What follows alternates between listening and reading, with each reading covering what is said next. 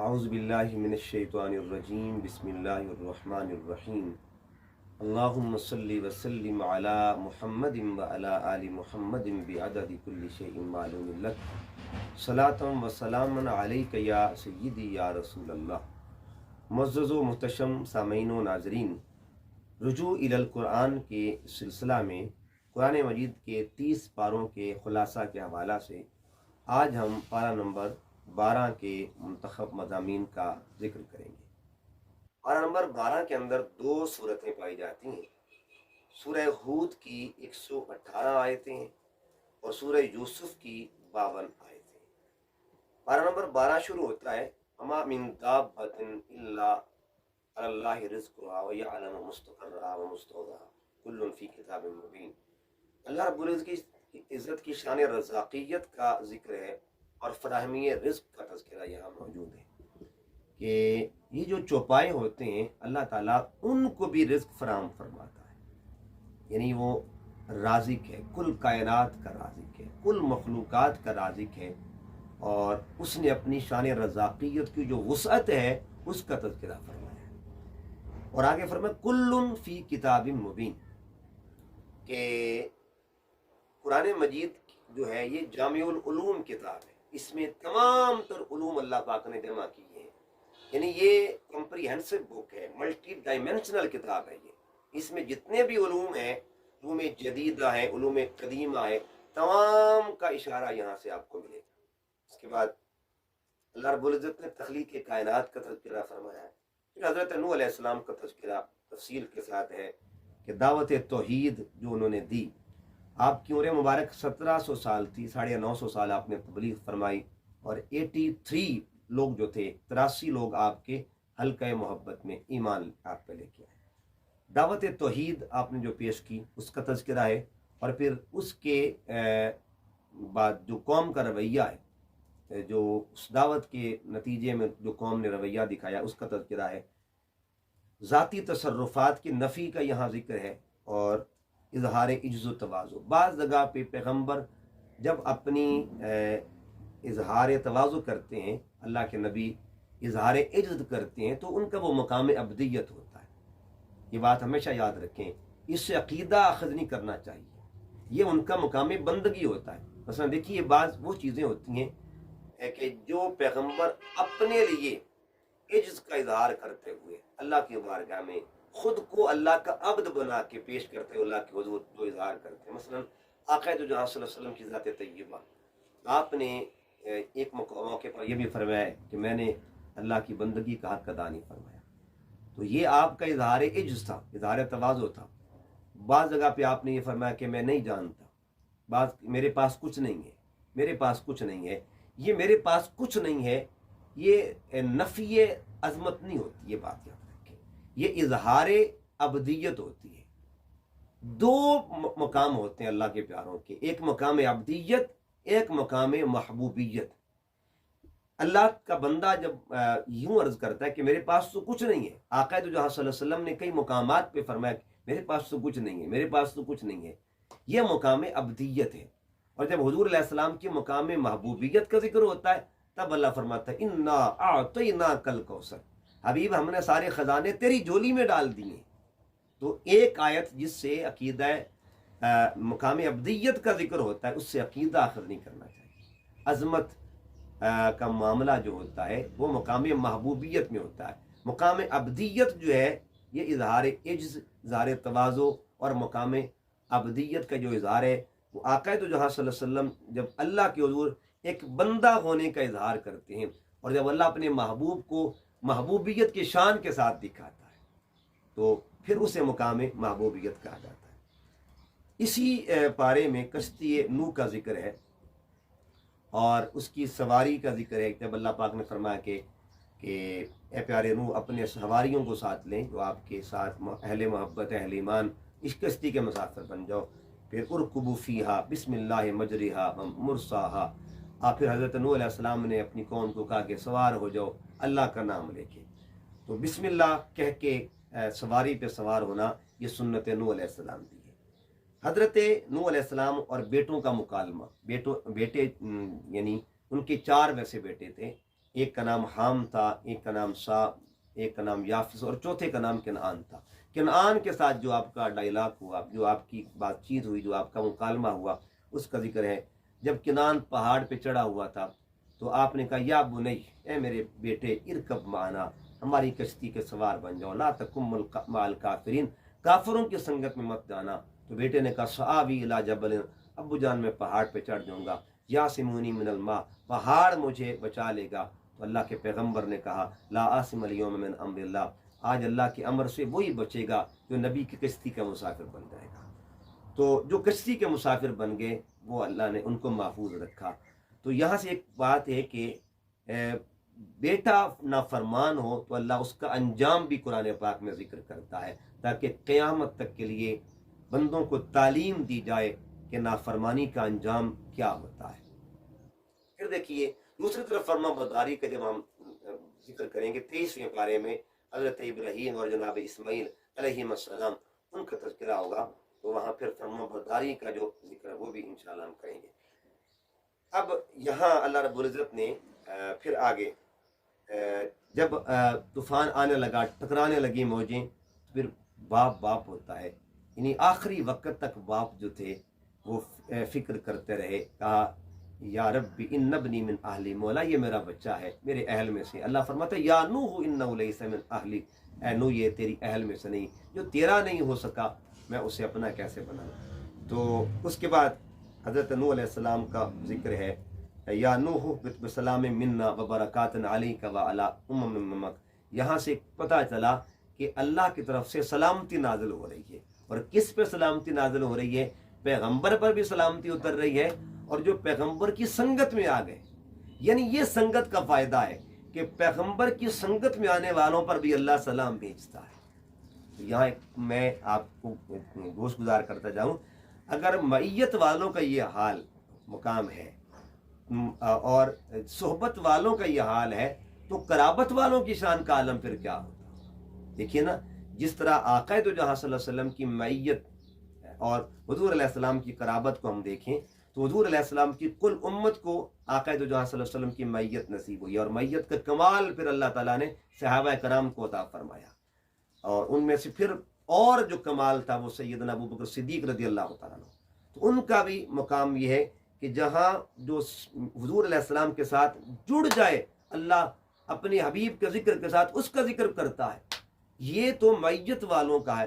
اور جب آل محمد کا ذکر ہوگا پھر ان کی شان، جب بھی ہم نماز پڑھتے ہیں تو جب ہم پڑھتے ہیں اللہم صلی علی محمد وعلی آل محمد، یہ مقام ہے قرابت والوں کا۔ تو اللہ تعالیٰ اپنے محبوب کی سنگتوں کو، سنگت نسبت والی ہو یا سنگت نسب والی ہو، دونوں کی شان اللہ تعالیٰ بیان کرتا ہے۔ اس کے بعد قوم عاد کا تذکرہ ہے اور دعوت توحید کا ذکر ہے۔ قوم سمود کا اللہ پاک نے ذکر فرمایا ہے، دعوت توحید، اور پھر قوم کا جو رویہ تھا۔ حضرت صالح علیہ السلام کی اونٹنی کا ذکر ہے۔ دنیا میں 4 پیدائشیں ایسی ہوئی ہیں جو ان نیچرل ہیں، غیر فطری پیدائش۔ ایک جناب آدم علیہ السلام کی پیدائش بغیر ماں اور باپ کے، جناب حوا کی پیدائش بغیر ماں اور باپ کے، صالح علیہ السلام کی اونٹنی جو تھی وہ بغیر نر اور مادہ کے دنیا میں آتی ہے، حضرت عیسیٰ علیہ السلام بغیر باپ کے پیدا ہوتے ہیں۔ یہ 4 پیدائشیں ان نیچرل ہیں۔ تو صالح علیہ السلام کی اونٹنی کو اللہ تعالیٰ نے ناقۃ اللہ کا یعنی نام دیا ہے، اللہ کی اونٹنی ہے، نسبت صالح علیہ السلام کے ساتھ، مگر اللہ تعالیٰ نے اس نسبت کا اجر کیا دیا؟ بات نسبت کی ہو رہی تھی نا کہ اونٹنی کو نسبت ہو جائے پیغمبر کے ساتھ تو اللہ تعالیٰ اس اونٹنی کو اپنا بنا لیتا ہے، اپنی ذات کی خیرات دیتا ہے، اور اس کو ناقۃ اللہ کا اعزاز بخشتا ہے۔ آیت بھی کہا گیا اس اونٹنی کو، نشانی بھی کہا، اور پھر جنہوں نے اس اونٹنی کی اہانت کی، جنہوں نے توہین کی، ان کا انجام بھی ذکر ہے۔ جو اللہ کے نبیوں سے منسوب جانوروں کی توہین کرتا ہے، اگر ان کا انجام یہ ہے، تو پھر ذرا غور کریں، جو توہین انبیاء کا مرتکب ہوگا اس کا انجام کتنا بھیانک ہوگا۔ پھر دیکھیے اسی صورت پارے میں حضرت ابراہیم علیہ السلام کا تذکرہ ہے، اور فرشتوں کی جو آمد، لقد جاءت رسلنا ابراہیم بالبشریٰ، فرشتوں کی آمد ہوتی ہے، اور فرشتے آ کے خوشخبری دیتے ہیں حضرت سارہ کو اور اسحاق علیہ السلام کی، اور اسی پارے میں حضرت اسحاق علیہ السلام کی ولادت کا بھی ذکر ہے، ان کے میلاد کی شان اللہ نے بیان کی ہے۔ اللہ تعالیٰ نے اپنے محبوب کے مقتدی جو انبیاء ہیں ان کے میلاد کے اذکار بھی قرآن پاک میں محفوظ کر دی ہیں۔ اگر یہ شان مقتدیوں کے میلاد کی ہے تو پھر امام کی شان کا عالم کیا ہوگا۔ پھر اس کے بعد قوم لوط پر عذاب کا ذکر ہے، اہل مدین کا تذکرہ ہے، شعیب علیہ السلام کا ذکر ہے، اور اہل مدین کی جو معاشرتی خرابی تھی ان کا تذکرہ ہے، ناپ تول میں وہ کمی کرتے تھے، یہ ان کی خرابی تھی معاشرے میں بہت بڑی، ان کا ذکر ہے، اور اس پر عذاب کا بھی تذکرہ ہے۔ ذکر انبیاء کی برکات اللہ پاک نے بیان کی سورہ ہود کے آخر پہ، فرمایا وَكَذَلِكَ یہ وَكُلًّا نَقُصُّ عَلَيْكَ مِنْ أَنْبَاءِ الرُّسُلِ مَا نُثَبِّتُ بِهِ فُؤَادَكَ، یہ وہ قصے ہیں انبیاء کے، یہ وہ تذکرے ہیں انبیاء کے۔ لوگ کہتے ہیں قصوں کیوں بیان کیا کرتے ہو؟ اللہ خود فرماتا ہے ہم قصے بیان کرتے ہیں اپنے پیاروں کے، اور وہ جو قصے ہیں ان کے بیان کا فائدہ کیا ہوتا ہے؟ وَكُلًّا نَقُصُّ عَلَيْكَ مِنْ أَنْبَاءِ الرُّسُلِ مَا نُثَبِّتُ بِهِ فُؤَادَكَ، جن قصوں کا نسبت اللہ کے پیاروں کے ساتھ ہو جائے ان کا سننا بھی دلوں کی تقویت کا باعث بنتا ہے، دلوں کی مضبوطی کا باعث بنتا ہے۔ اس کے بعد اللہ رب العزت نے سورت یوسف کا ذکر فرمایا، اور سورت یوسف میں واقعہ جو ہے حضرت یوسف علیہ السلام کا، اس کو ایک ٹائٹل دیا گیا احسن القصص، یعنی جو قصہ اللہ کے پیارے کے ساتھ جڑ جائے اللہ اسے بھی احسن کا درجہ دیتا ہے، یعنی اللہ تعالیٰ اپنے پیاروں کے تذکروں کو بھی احسن فرماتا ہے، سبحان اللہ۔ تو جب تذکرے کا یہ عالم ہے تو پھر بتائیے تو اس مذکور کی شان کا عالم کیا ہوگا؟ جب ذکر کا یہ عالم ہے، ذکر کا یہ مقام ہے، تو جس کا ذکر کیا جا رہا ہے اس مذکور کی شان کا عالم کیا ہوگا؟ اگر حضرت یوسف کے ذکر کو احسن کہا گیا ہے تو پھر یوسف علیہ السلام کتنے بڑے احسن ہوں گے، اور پھر یوسف علیہ السلام کے امام، یوسف علیہ السلام کے سردار، یوسف علیہ السلام کی آقا و مولا حضور اکرم صلی اللہ علیہ وسلم، ان کی شان احسنیت کا درجہ کیا ہوگا، جن کے بارے میں حضرت حسان نے عرض کیا تھا وَأَحْسَنُ مِنْكَ لَمْ تَلِدْ قَطُّ عَيْنِي وَأَجْمَلُ مِنْكَ لَمْ تَلِدِ النِّسَاءُ خُلِقْتَ مُبَرَّأً مِنْ كُلِّ عَيْبٍ كَأَنَّكَ قَدْ خُلِقْتَ كَمَا تَشَاءُ۔ اس کے بعد اسی صورت میں باپ اور بیٹے کا تذکرہ ہے کہ یہاں ایک بات یاد رکھیں، یہ پیغام بھی ہے، تعلیم بھی ہے کہ اگر بیٹے پہ کوئی مشکل ہو جائے اپنی مشکل معاملے کو بابا کے ساتھ شیئر کرنا، یہ بھی سنت انبیاء ہے۔ حضرت یوسف علیہ السلام نے خواب دیکھا اور خواب دیکھ کے بتایا کہ اپنے بابا جان کو، بابا میں نے خواب دیکھا ہے، بابا میں نے خواب دیکھا انی رأیت احد عشر کوکبا والشمس والقمر۔ تو بچہ خواب دیکھتا ہے، بتاتا بابا کو ہے، بابا فکر میں مبتلا ہو جاتا ہے۔ تو اپنے معاملات کو اولاد جو شیئر کرتی ہے اپنے والدین کے ساتھ، یہ شیئر کرنا سنت حضرت یوسف علیہ السلام ہے۔ اس کے بعد پھر برادران یوسف کا حسد، ان کی سازشوں کا ذکر ہے، اور انہوں نے کہا بابا ارسلہ معنا، یوسف کو ہمارے ساتھ بھیجیے، غدا یرتع ویلعب، ہم نے اس کے ساتھ کھیل کود کرتے ہیں۔ تو یہاں ایک تصور یہ ملا کہ کھیل جائز بھی ہوتی ہے، اور کھیل کا تصور جو ہے یہ بھی قرآن نے دیا ہے، تصور دیا ہے۔ کبڈ کشتی جو ہے اس کا تو تذکرہ عام احادیث میں ملتا ہے، بہت سی کھیلیں ایسی ہیں جن کی اسلام نے اجازت دی ہے۔ بہرحال اس کے بعد امتحانات کا ذکر ہے، امتحان دو طرفہ تھے، ادھر امتحان بابا کا بھی تھا، بچہ جدا ہو گیا ہے، ادھر امتحان بیٹے کا بھی ہے، اور وہ امتحان مختلف مدارج طے کرتا ہوا آگے بڑھتا ہے، اس کے مختلف مراحل تھے۔ کبھی امتحان کنویں والا ہوتا ہے، کبھی امتحان قافلے والا ہوتا ہے، کبھی امتحان جو تھا وہ سودا کرنے والا ہوتا ہے، کبھی امتحان دربار مصر تک لے کے جاتا ہے، کبھی امتحان زلیخا کی جو ہے وہ تہمت والا بن جاتا ہے، کبھی امتحان قید میں جانا بن جاتا ہے، اور کبھی امتحان آگے جا کے خوابوں کی صورت اختیار کر جاتا ہے۔ یہ سارے معاملات جو ہیں امتحانات کی شکل میں اللہ تعالیٰ نے اپنے پیغمبر کو گزارا۔ پھر تعبیر علم الرؤیا، خوابوں کا جو آپ نے تعبیر بتائی، اس کا بھی یہاں پہ اللہ رب العزت نے ذکر کیا۔